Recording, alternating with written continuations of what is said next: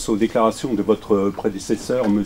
Juppé, qui a salué la première phase de l'opération aérienne, mais qui émet des réserves sur l'opération terrestre, en disant que cette opération a été finalement un petit peu accélérée, qu'elle va trop vite.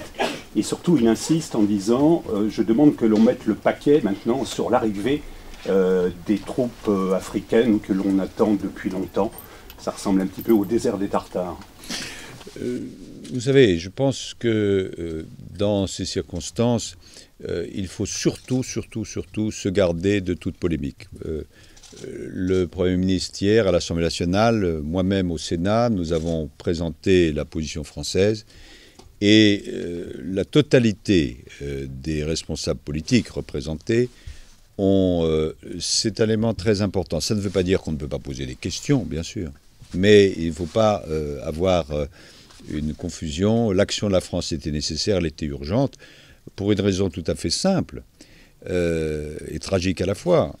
C'est que les terroristes, que ce soit les terroristes de Acmi, les terroristes de Moudjao, les terroristes d'Ansardine, venaient à la fois de la partie est et de la partie ouest du Mali, descendaient pour prendre un certain nombre de villes dont vous connaissez les noms, et si ces villes avaient été prises, Bamako était prise, c'est-à-dire qu'il y avait un État terroriste qui prenait le contrôle du Mali.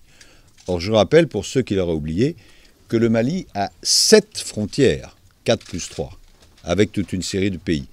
Et que le Mali, si vous sautez en plus un autre pays, c'est la Méditerranée puis l'Europe. Donc il était absolument urgent d'intervenir.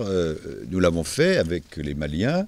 Les Français ont été extrêmement vite sur zone, puisqu'il a fallu 5 heures entre la décision du président de la République et internationale pour le bien des populations.